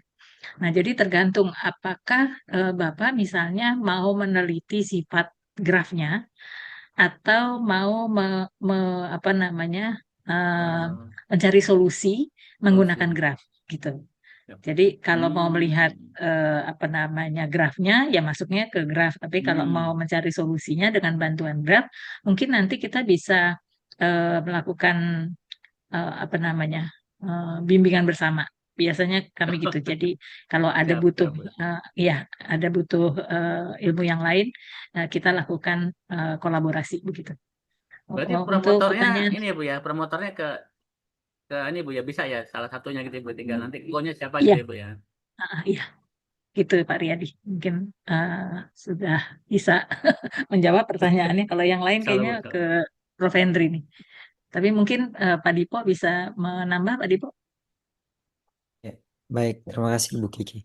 Iya, rasanya kalau mau menjawab pertanyaan Pariyadi yang pertama tadi, case by case ya Mas Pak. Jadi kalau istilahnya ada beberapa topik, kalau topik itu masih cukup hot, rasanya satu semester itu udah bisa dapat topik baru. Jadi dengan studi literatur yang cukup detail, kita bisa dapat topik baru karena untuk mahasiswa S3 dituntut kebaruan yang novelty-nya itu cukup signifikan, bukan ekor dari penelitian yang sudah dilakukan sebelumnya. Karena kalau hanya sebuah ekor dari penelitian yang sudah dilakukan sebelumnya, rasanya itu sustainnya paling cuma 2-3 tahun ke depan, setelah itu nggak bisa lagi dilanjutin. Sehingga memang mencari kebaruan itu sebuah PR yang besar untuk mahasiswa S3. Makanya biasanya diberikan kesempatan 1-2 semester hanya untuk mencari kebaruan. Nah itu. Beda kalau mahasiswa S2. Mahasiswa S2 karena relatif singkat, cukup mencari kebaruan dengan memodifikasi apa yang sudah ada itu biasanya sudah cukup. Kecuali yang S2 by riset. Kalau S2 by riset dia tuntutan kebaruannya memang lebih tinggi daripada S2 by course kalau di Matematika UI. Nah, kemudian hubungannya dengan publikasi Q1, Q2, saya pribadi mengatakan tidak terlalu berkorelasi seperti itu, Pak. Jadi ada beberapa mahasiswa kami S1, S2 dengan menggabungkan beberapa hasil penelitiannya atau kami menambahkan polesan terlebih dahulu sebelum disubmit, itu bisa publish di Q1. Iya. Tapi kalau mahasiswa S2 misalnya ada juga mahasiswa S2 yang bisa publikasi tapi untuk dari level kebaruan di bidang tersebut untuk Q1 dia nggak bisa. Misalnya seperti itu. Jadi tergantung konteksnya. Nah, kalau dilihat dari sisi tingkat kesulitan, kok ini cuman kebaruannya sedikit, udah bisa publish di mana? Lihat dulu, jurnal itu menuntut kebaruan kah atau lebih ke problem Hmm. solving? Hmm. Jadi kalau misalnya kami di matematika epidemiologi, kalau target kami adalah jurnal public health, mereka jarang menuntut kebaruan dari metode matematiknya, tapi lebih kepada problem solvingnya. Mereka nggak terlalu menuntut novelty dari pendekatan matematik. Tapi masalah yang ada itu tidak pernah dibahas. Kemudian kita gunakan pendekatan matematik, boleh yang sudah well established, tapi diinterpretasikan dengan baik dan bisa dibaca oleh orang non-matematik, itu layak Q1. Tapi kalau mau targetnya ke jurnal matematik, maka pendekatan yang saya sampaikan tadi itu nggak bisa Q1. Jadi depends on eh, tipe dari jurnal yang dituju. Jadi kalau saya pribadi kalau mau melihat ada orang yang bisa publish Q1, kemudian dilihat hanya modelnya saja, pasti ada poin plusnya. Bukan modelnya yang menjadi alasan mengapa dia diterima di Q1. Pasti ada alasan yang lain yang mungkin saya pribadi nggak bisa lihat. Karena misalnya out of my expertise misalnya, sehingga hal itu rasanya akan lebih fair kalau kita melihat case by case. Nah, saya coba jawab tadi ada pertanyaan yang disampaikan oleh Pak Riyadi terkait dengan hibah dikti. Kebetulan saya manajer riset juga di fakultas, jadi saya coba jawab di ranah tersebut. Nah, kalau hibah disertasi doktor atau PDD di sini itu eh, kami yakin para supervisor siap mendukung untuk membantu proses penulisan proposal, kemudian mengajukan hibah tersebut ke Dikti. Karena insya Allah hibah doktor itu tidak mengganggu kuota hibah penelitian dari dosen itu sendiri, PDS, gitu. PDS, ya. Nah, PDP. meskipun begitu, tidak hanya di dikti, Bapak dan Ibu. Biasanya kan kita kalau di matematik, kita bukan orang-orang lab basah. Jadi tidak butuh beli bahan. Mau pakai komputer, insya Allah di matematik kita udah lengkap. Mau high computing sudah ada, mau komputer standar juga ada. Dan semuanya free. Monggo silahkan dipakai. Boleh lintas lab, nggak masalah. Jadi rasanya alat itu nggak perlu sewa lagi. Biasanya yang menjadi concern dari kawan-kawan mahasiswa, gimana publikasinya? Let's say APC-nya, Article Processing Charge-nya.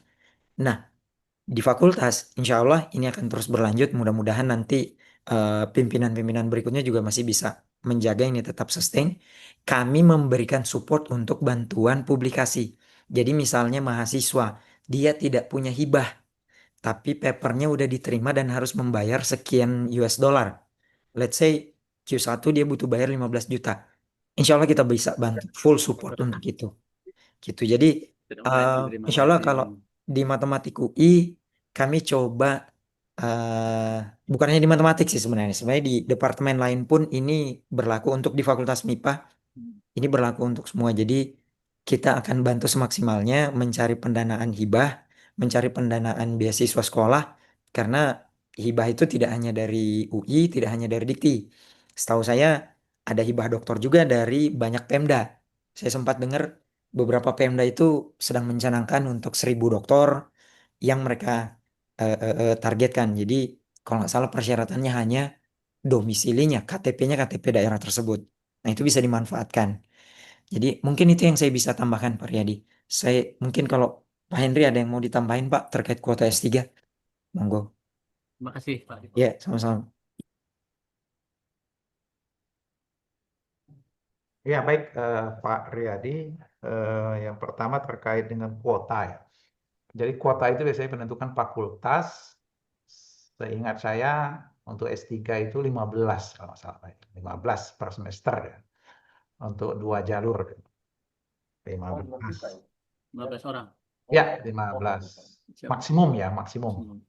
Kalau ini kurang dari 15 boleh, tapi lebih dari 15 nggak boleh. Jadi itunya. Jadi nanti tergantung ininya juga. Kemudian beasiswa belum keluar gitu. Nah, di UI itu bisa menerapkan yang istilahnya tunda kuliah. Bisa. Jadi seperti di S2 itu kita sering.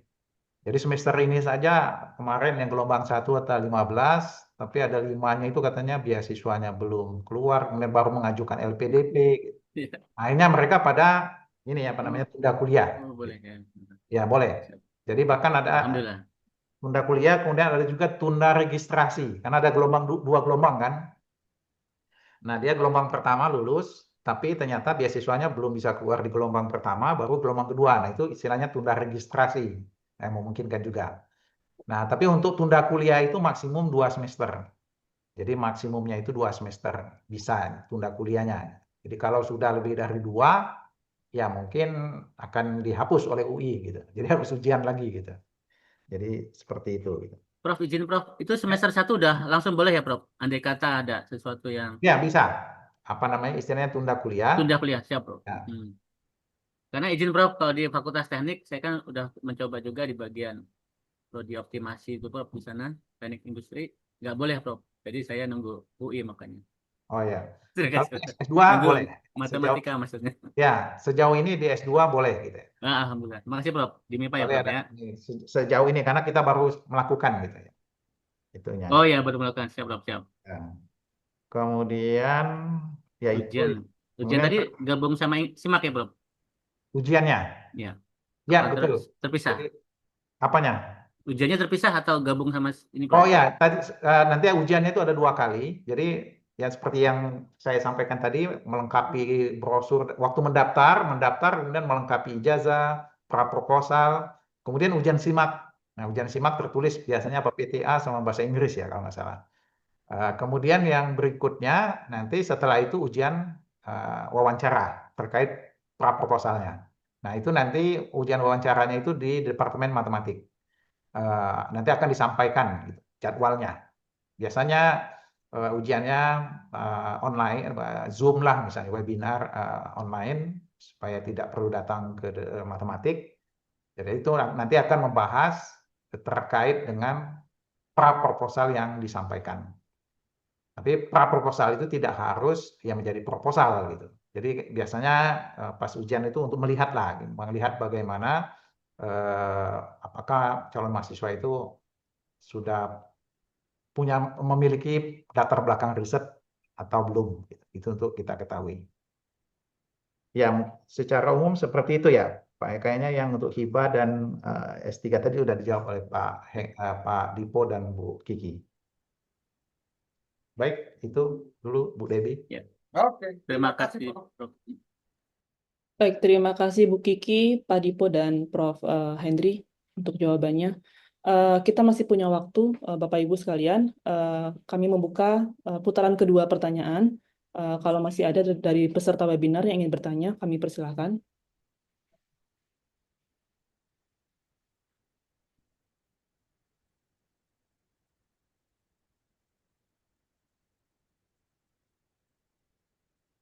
Baik, kepada mohon izin ini Ibu Alfi Khairiati. Silakan Ibu disampaikan langsung pertanyaannya. Belum. Terima kasih atas kesempatannya. Mohon maaf saya off cam karena lagi sedang di luar. Izin bertanya, Prof. Kebetulan saya tertarik dengan risetnya tentang aktuaria, karena sebelumnya S2 saya itu tentang membahas regresi kopula gitu kan. Nah, rencananya saya mau mengembangkan kembali tentang regresi kopula ini. Tapi pertanyaan saya di sini, apakah promotornya itu harus dari UI semua atau bisa dari promotor luar? Itu saja sih pertanyaan saya. Terima kasih. Baik, terima kasih Bu Alfi atas pertanyaannya. Mohon izin Prof. Hendri. Ya baik, terima kasih Bu Alfi untuk pertanyaannya.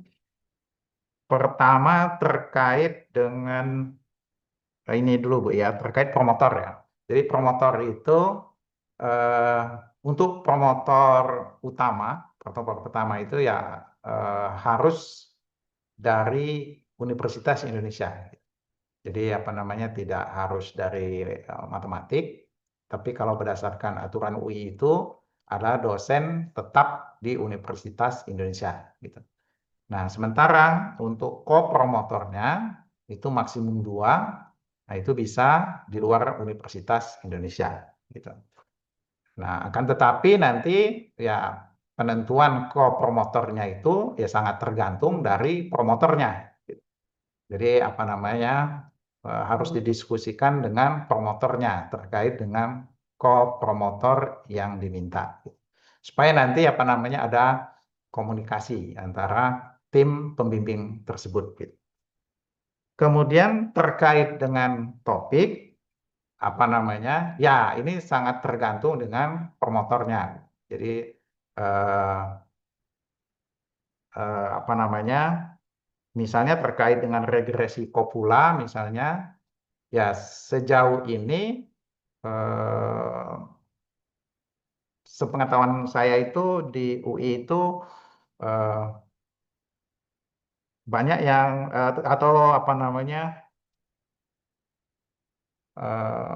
mungkin saya harus cek lagi, tapi sejauh ini itu tidak bekerja di topik ini gitu Bu. Jadi regresi kopula ini gitu. Jadi seperti yang saya sampaikan tadi, terkait dengan metode itu UI itu banyak fokus ke arah metode-metode seperti machine learning, deep learning, AI, kemudian teori optimasi. Itu terkait dengan metode dan kuantitatif juga, kuantitatif matematik lain gitu. Jadi untuk metode memang ini kritikal Bu. Jadi harus diskusikan dengan promotor karena ini terkait dengan promotor itu untuk melihat gitu, apa peluang topik ini itu apa peluang pengembangannya gitu. Jadi jangan sampai ada topik yang mana pengembangannya itu susah gitu, artinya susah dikembangkan gitu, mungkin mudah statis atau butuh waktu yang tidak cukup untuk program doktor di UI. Nah, jadi itu perlu didiskusikan bersama gitu. Sehingga makanya kami sarankan ya topiknya itu haruslah ekspertis dari promotor gitu. Karena ini untuk menjamin kelulusan juga, kelulusan. Jadi jangan sampai juga walaupun misalnya program doktor itu bisa sampai 6 tahun, ya harapannya itu tidak sampai 6 tahun gitu. Karena itu kan terkait biaya, kemudian dengan waktunya juga. Nah, sehingga nanti pemilihan topiknya ini ya harusnya didiskusikan di depan supaya apa? Ya supaya nanti ya sama-sama kita bisa mengestimasi terkait dengan potensi pengembangan dari metode itu sendiri. Ya kira-kira seperti itu, Bu. Izin bertanya lagi, Prof. Kalau misalnya kopromotornya itu dari kampus lain dan membawa topik tentang regresi kopula ini, tapi promotor satunya kan dari UI, itu apakah bisa gitu, Prof? Atau gimana, Prof? Nah, biasanya harus diskusi dulu, Bu ya. Diskusi dengan promotornya gitu. Promotornya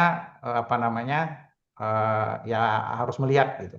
Karena tetap saja kan promotor harus melihat potensi pengembangan dari metode tersebut gitu. Jadi sebelum bisa diputuskan. Baik, Prof. Terima kasih, Prof. Jadi pada dasarnya sih pembimbing kedua bisa dari luar UI, sementara promotornya harus dari UI gitu. Dan nanti penentuan promotor yaitu harus melalui penentuan kopromotor melalui promotornya. Termasuk juga nanti topiknya gitu. Oke, baik, Prof. Terima kasih. Ya, sama-sama, Bu.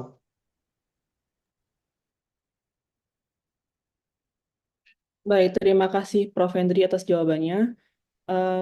Bapak Ibu, jika masih ada yang ingin ditanyakan, kami persilakan.